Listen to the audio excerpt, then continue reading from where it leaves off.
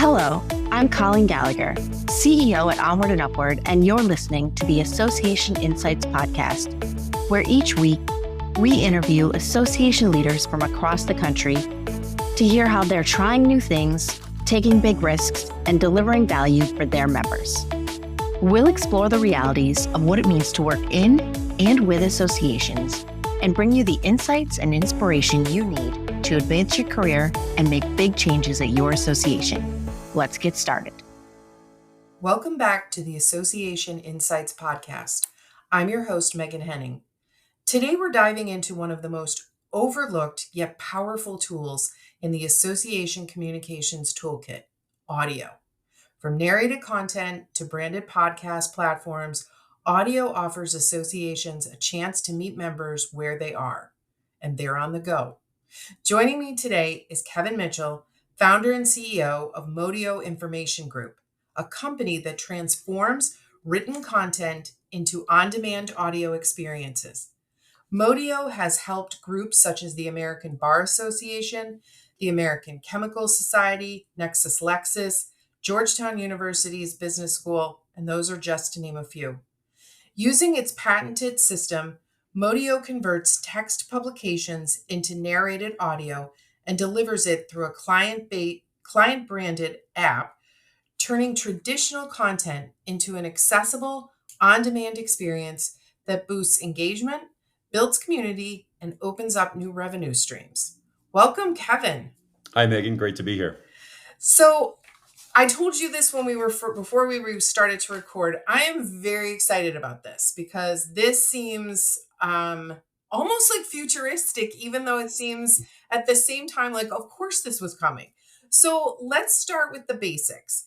Can you tell us what Modio does and who you primarily serve within the association space? Yes, absolutely. So, as the intro alluded to, basically what we're doing for most of our clients is taking their text publications and converting them to a word-for-word, human-narrated, smartphone-enabled audio format, and then delivering that content through a branded, client-branded audio app that they'll use to extend the reach of numerous sources, not only the text to audio that Modio produces, but oftentimes the other sources that they will produce independent of us as a matter of course. So their podcasts, webinars, conference presentations, sponsored content, et cetera. The second part of your question in terms of who we typically serve in the association community, most of our clients, their publications are among their most important content offerings, both in terms of engagement as well as non-dues revenue. And what's sort of oftentimes the pain points that are driving prospects to reach out to us. Number one is the audience doesn't necessarily have time to read the material, even though it's recognized as a leading source in the underlying profession. And a lot of that has to do with the fact that the audiences are professionals, and oftentimes reading these materials competes with the core responsibilities, whether it's seeing patients, conducting research, servicing clients, et cetera.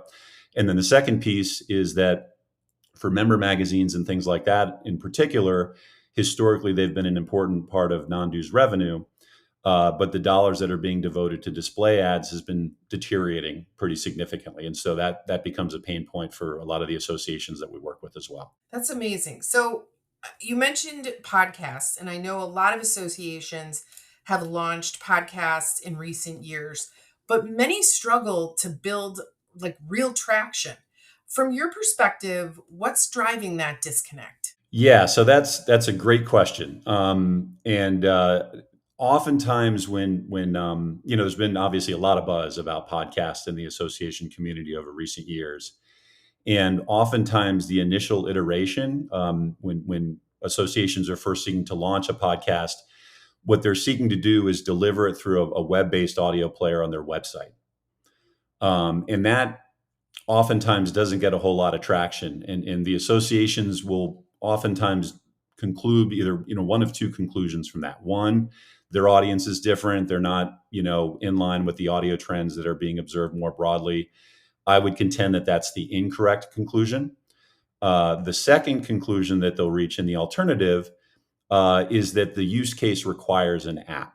And to unpack that a little bit, the value of audio is convenience, or more precisely, the capacity to consume during multitasking. And so if we really want to unlock this value, we have to do two things. We have to put the content in audio, obviously. But then secondly, we need to deliver it in a manner that's optimized for multitasking consumption. And so to say that another way, the use case isn't listening at your desk, because if you're at your desk, you might as well just read it, nor is it accessing the material through the Safari browser on your phone while you're driving, because that's kind of a poor user experience. And so, what you really do need is an app. And the upside of that you're really seeking to unlock is that if you can deliver it in that way, you're giving the audience on average about 268 additional hours per year to consume the material, which is a huge unlock. And to give you some context there, basically, that's what the Department of Transportation says is the average amount of time that Americans drive per year. And so it is a U.S. statistic. A lot of the clients are international, but obviously that's a good reference point either way. Yeah, I feel like that's worth saying again, that 268 more hours a year to reach your audience, just by delivering audio in the right format. At much lower opportunity cost as well, right? Because basically, if you're accessing that car time, that doesn't compete with those core responsibilities, right? And in fact, we would contend that number is probably low because it doesn't capture other times in the day that lend themselves to multitasking. So exercise routine, getting ready in the morning, making dinner. Obviously, those are numbers that the DOT doesn't track. But if all we do is access the drive time, it's 268 hours. And I would add it's 268 hours more than what the audience has to consume on the client's website. I think that's such a smart way to think about it too, because I listen to podcasts, and I listen to them when I'm in the car without my child, and when I'm walking. And that is the only way that I feel like I can listen to them. So I think that this would be great. And I'm thinking initially when you talked about association magazines, Mm-hmm. having spent most of my life in an association, I would earmark them and tag different articles that I would want to read. But some of them, and I hate to sound like somebody who can't consume information, but it would be like a 5-page article. And I would think, okay, well, when am I going to do this? Because they would be sitting in my office. So Right. I would think that I needed to sit and read them at my desk, which I didn't have, time to be doing that. So I Right. love this idea. Um, and I love that, can you just talk to me a little bit more about how associations can sort of, utilize that number? I'm hoping that our listeners are hearing that number. And again, as you said, that's only one number. It's not, the DOT is not, calculating all these other things. So how is that helpful, to a powerful framing device for associations? Yeah, and to sort of tie it back to your, one of your earlier questions, which really was a great way to frame the conversation. So, again, there's that population of associations. They conclude, hey, our audience doesn't like audio when they put it on their website, and that's sort of where they get off the train. With respect to those other groups that maybe recognize some of the reasoning that I just described, they ultimately conclude, yes, they need an app, right? Um, Guess what? Historically, they don't have their own audio app. And so that leads them to place the content on platforms like Spotify. And the use case is obviously very compelling for the reasons that I've described, but there's a lot of things that are maybe against their strategic interest by taking that approach. Number one, they lose the direct relationship with the audience. Every association that I talk to, they devote a ton of resources to driving the audience to their website. And in this context, you're now going to devote additional energy and resources to send them elsewhere. And guess what? The next time they want to consume the podcast, they're not going to come to the website first. They're just going to go directly there. You get very little data from that interaction, which is something that is very important in terms of profiling the audience. And by the way, enables you to now monetize that audience, right? And furthermore, just in a bigger picture, despite the fact that the association owns the content and the audience, somehow it's the Spotify's of the world that monetize it, which is crazy. And so that's sort of a big challenge. And one, sort of footnote that I'll often bring up in the context of that piece is it's important to recognize, I think it's something that everybody knows, but it's worth stating the obvious. The associations that are placing podcasts on the Spotify's of the world, they're not the equivalent of some guy in their basement that's starting a podcast, right? It's not a situation where they have no audience, they have no infrastructure, they're not a known entity. They have all that already.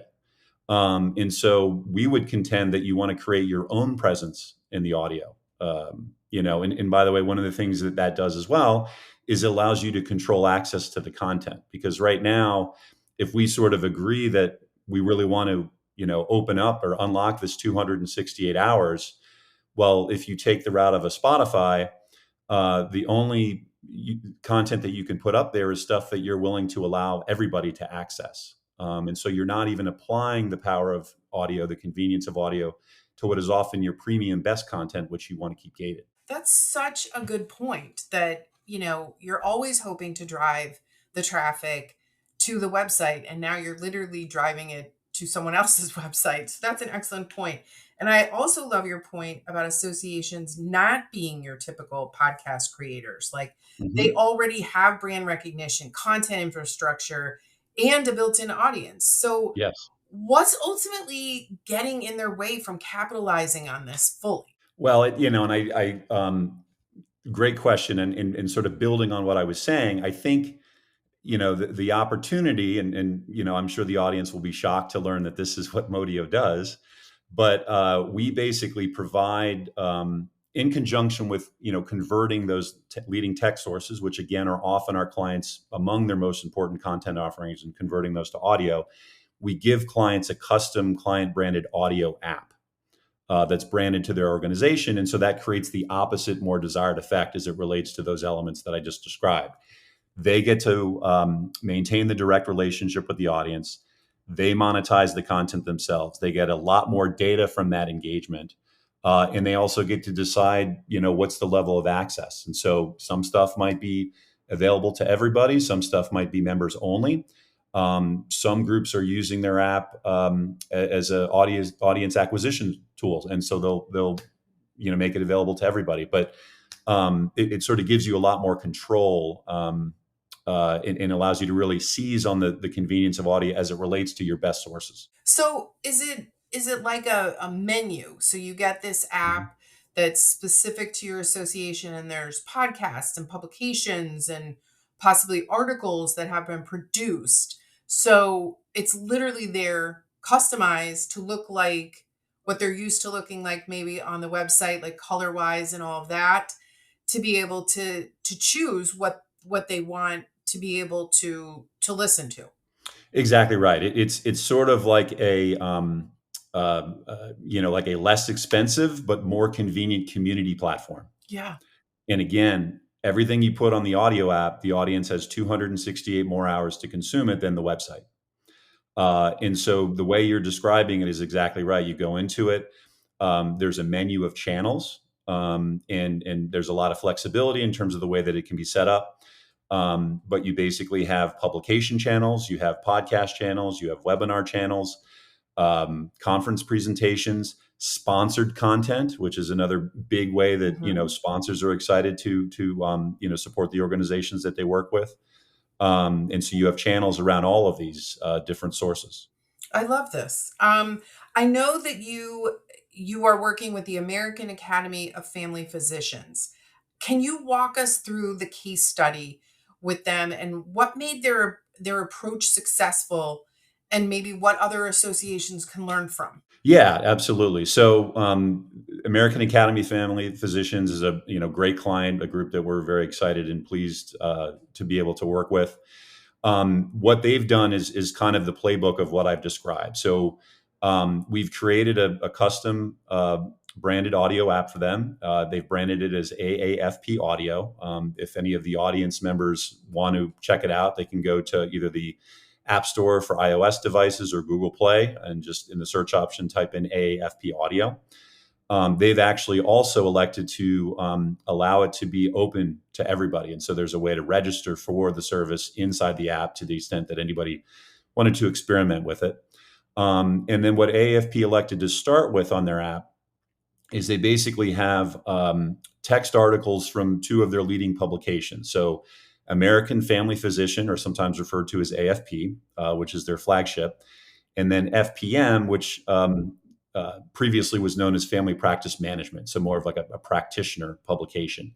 They're taking articles from both of those, and one of the things there to maybe highlight is that it's not necessary in all instances to launch with the full publication. You can also, the fundamental is you want to make sure you have a critical mass of content. So in an extreme case, if you had like one article a month, I would predict that it may not be that successful because it's not really compelling. But if you have a critical mass of content, you don't necessarily have to launch with the entire publication. But they are drawing articles from both of those sources. So that's one channel on their app. Then they also have a podcast channel on their app that they're basically populating with two of their podcasts. And then they also have a devoted channel for their lead sponsor for the service, which is a group called Garden Health. They actually recently got FDA approval for a colorectal cancer screening test that's done with blood. And so that's something that they're basically sponsoring the app and promoting that offering. Recently got FDA approval. So that's something that, obviously Garden's very excited about. And AFP is very pleased to have them sponsor the app. But that's basically what we've done for them. And the results have been, very exciting to everybody. So, engagement, revenue, those are sort of the main metrics. I'm sure that everybody would be surprised that they're tracking. But on the engagement side, basically they're seeing waves and waves of, audience members sign up every month. I don't have visibility into this, but I'm sure at least a section of those folks are non-AAFP members. And so they're using this as at least in partial as an audience acquisition tool. I can say anecdotally that we've had other clients that have shared with us that as much as 75% of their audience in the audio are new audience acquisition, which now those are people that they can sell membership to, conference registrations, books, et cetera. So that's something that's very exciting.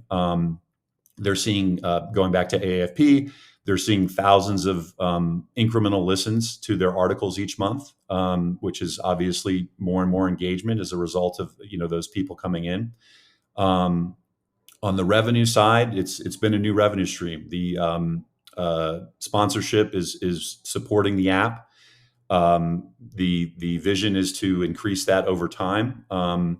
And it's sort of on trend in terms of the way that people want to spend money. Advertisers and sponsors want to spend money in the sense that display ads have been deteriorating, whereas, digital audio advertising has really been exploding. And so that's something, AAFP has been pleased with.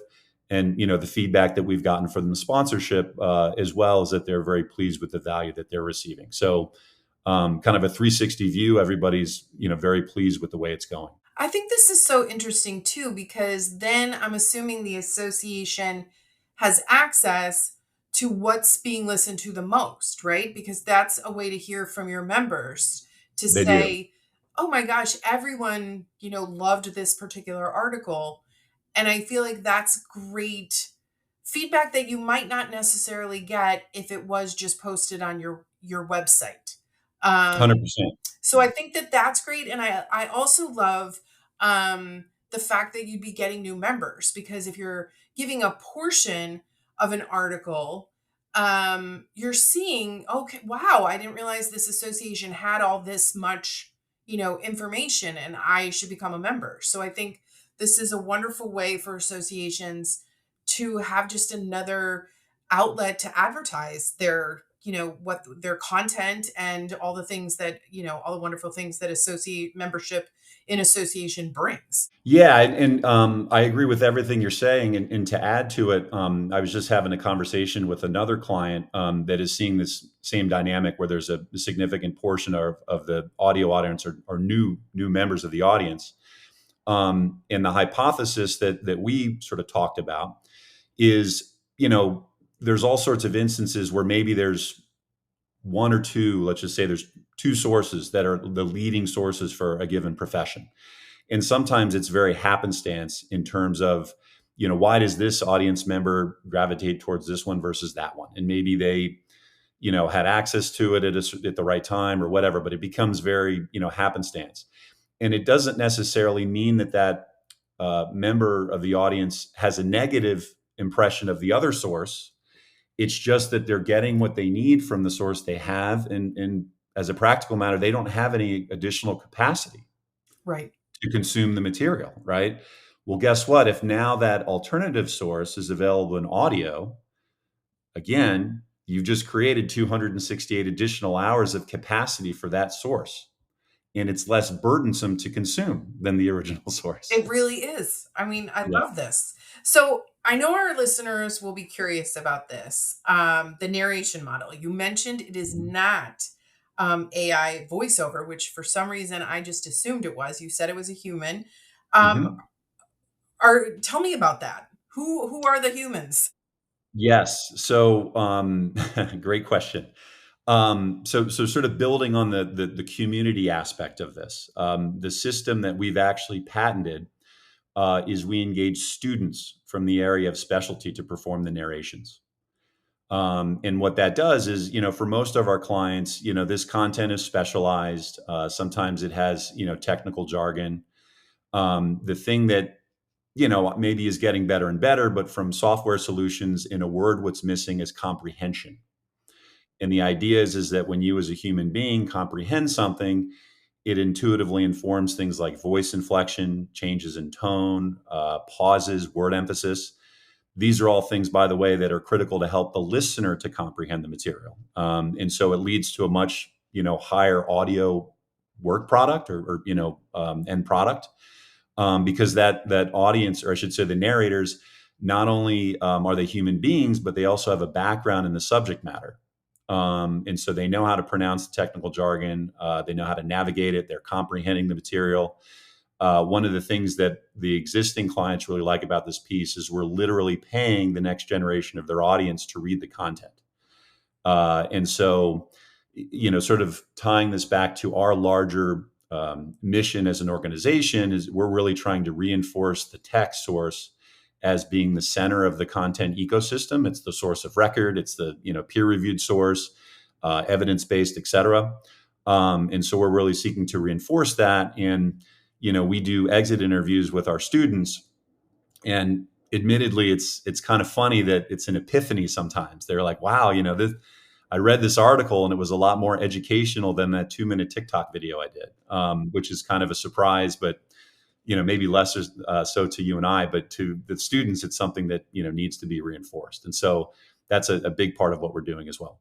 Yeah, I love that. I mean, I'm a big fan of AI, but I think it is better to just hear a human voice. And I think that when people are listening to this type of content, that's what they're used to.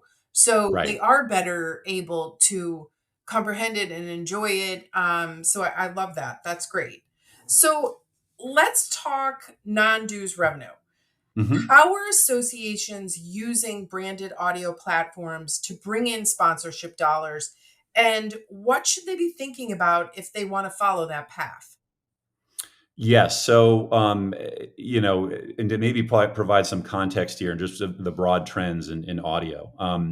So, a lot of people are surprised to learn digital audio has surpassed both video and social media in terms of listening time. And so people consume more, they spend more time consuming audio than either video or social media, which in some ways is kind of another way of what I said earlier. They have 268 more hours of capacity, right? And so, maybe video has a multitasking element to it, but audio is probably on the spectrum a little bit further, right? And so that's going on. Text to audio specifically, which we've sort of like go down the funnel. We say digital audio is kind of the broad category. Text to audio is a subset of that. That's been the fastest growing segment in all of publishing for about 12 years. Double digit growth, or I should say double digit percentage growth for the past 12 years. It's already eclipsed ebooks in market size. And so because of these dynamics, ad dollars are flocking to the format. About $7.4 billion was spent on digital audio advertising last year.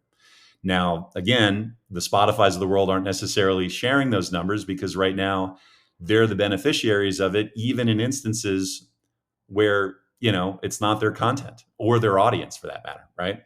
And so, I guess there's sort of two steps to it. The first is data capture, right? And it's been interesting as I have had conversations with a lot of associations. What we used to lead with in terms of highlighting, the detriment of a Spotify approach is, loss of monetization, which is true. But I think more and more of the groups that we talk to, they are placing even higher above that the loss of opportunity for data capture, and the idea being that the chances are that the association audiences are already consuming a ton of audio. Right now, the associations don't have any, because if they're doing that engagement, that means there's a treasure trove of data capture that's there as an opportunity. If they don't have a mousetrap to capture that, then they're not getting any data to profile their audience associated with that. Right. And so where the way that it's sort of been discussed in the conversations that I have with the different associations that are focused on this is that, you can talk about monetization today in one instance of, a monetization effort, but that ability to capture data is what it's going to allow you to monetize in the future, right? The more data, the more profiling you have, that's going to enable you to do that. And so when we talk about non-dues revenue, there's really two pieces. There's right now, people are spending $7.4 billion on digital audio advertising, and most associations are just giving away their portion of that revenue to platforms like Spotify for, the ways that I'm describing. The second, perhaps bigger piece, is that you're also missing out on that opportunity to gather data, which is your capacity to generate revenue long term, right? Because if you have that data, you can sell it over and over again. Right. That's excellent points. So, for associations listening who are audio curious but feeling overwhelmed, where should they start? Like, what would be the first one or two steps you'd recommend for testing or even scaling up an audio strategy?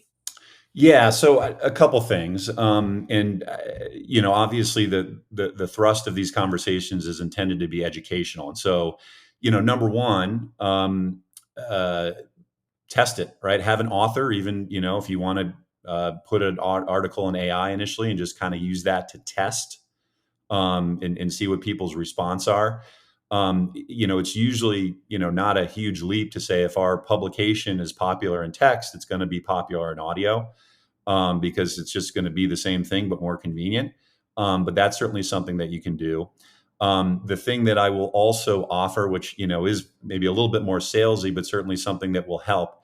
For a lot of groups, what we will do as a starting point to just bracket what we're talking about is perform an analysis of the publication or publications that they're considering for audio. And so if there's anybody that's listening that would like Modio to do that, basically we would just need like a sample issue or two of the subject publication. And we can come back with some analysis around, what is an average article length, what is the typical issue length.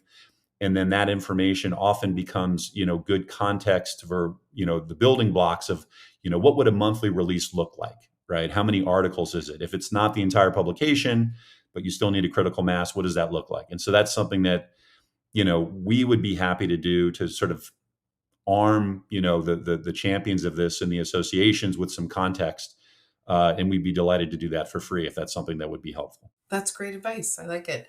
So, what trends in digital content or member engagement are you keeping an eye on, which it's hard to believe, as we head into 2026? Yes, all of a sudden, 2026 is entering the vernacular, which Yes. is funny, right?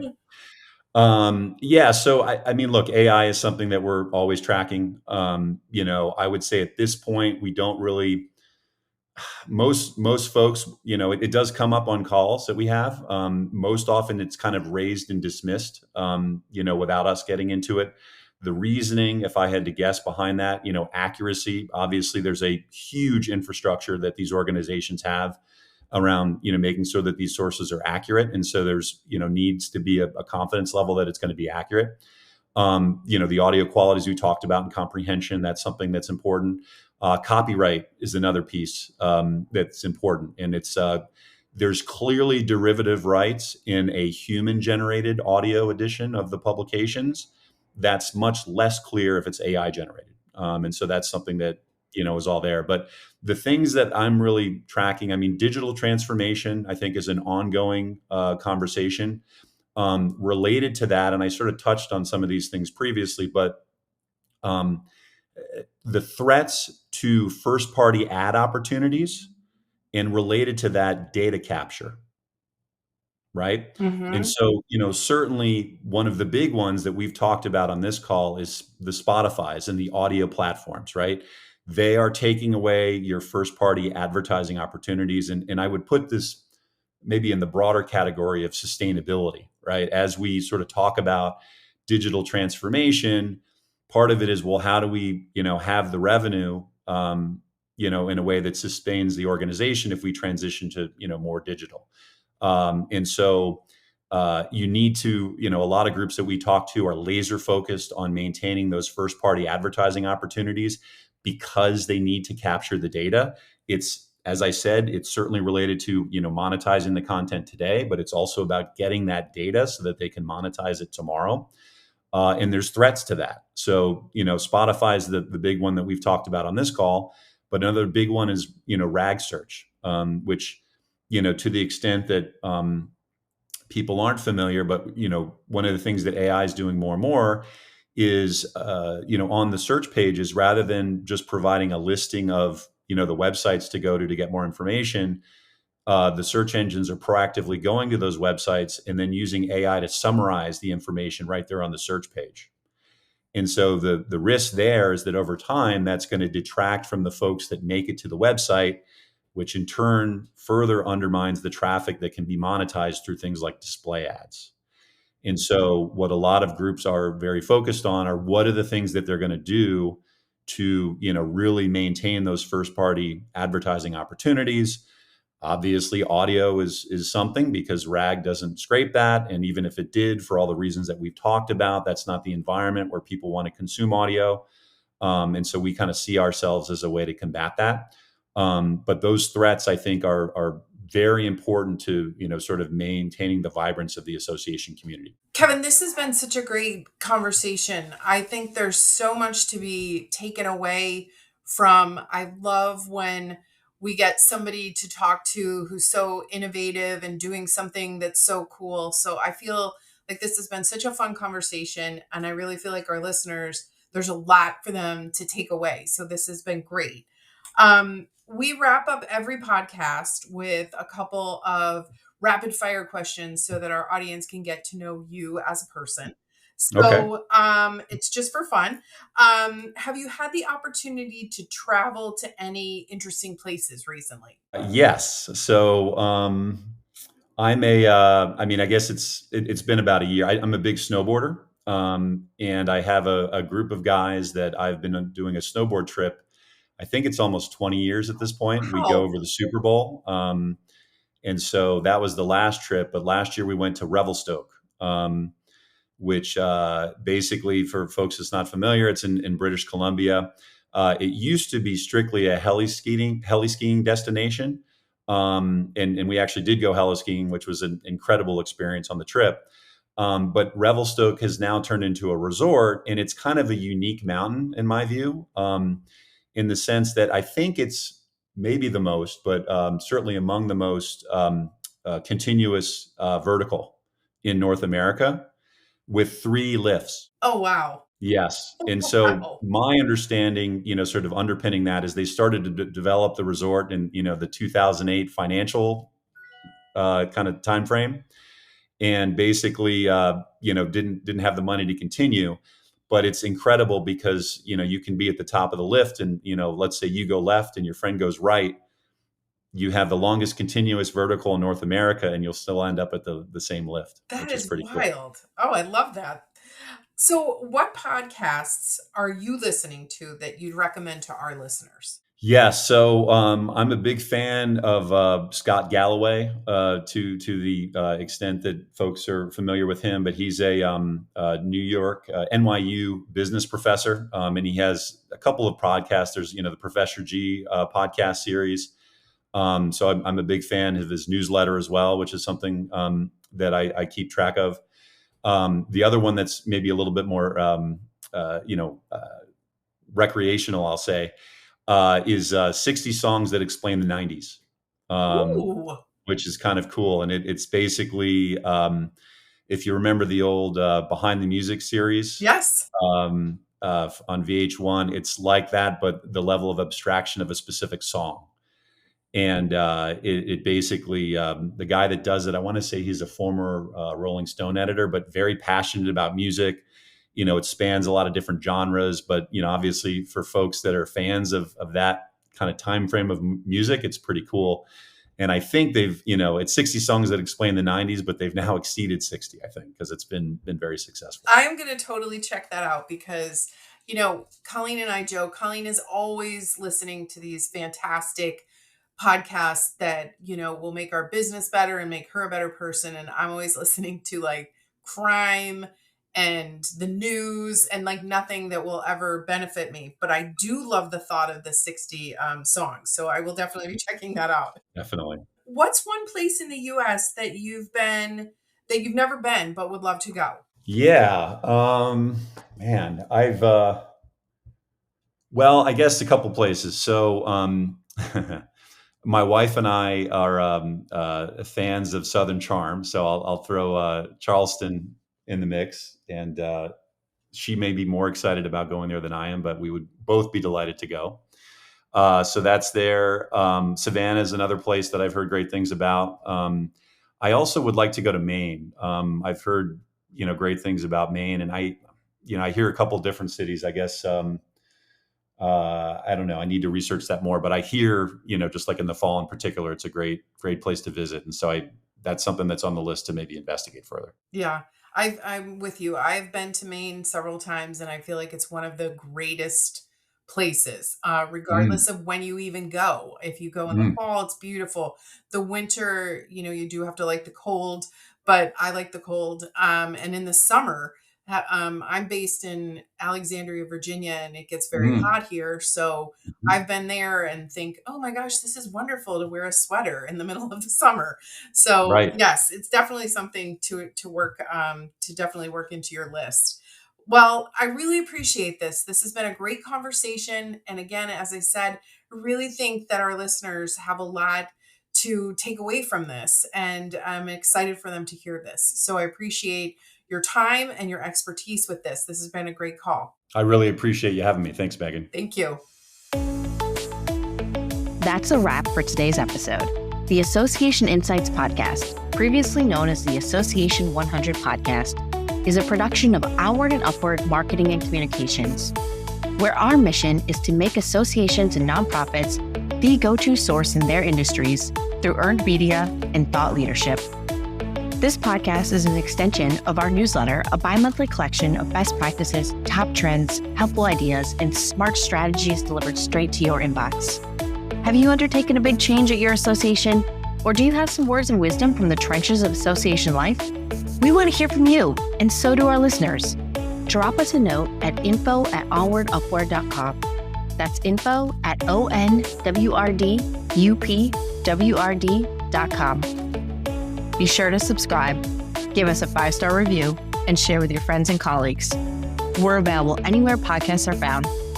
Come back next week for more association insights and inspiration. Thanks for tuning in.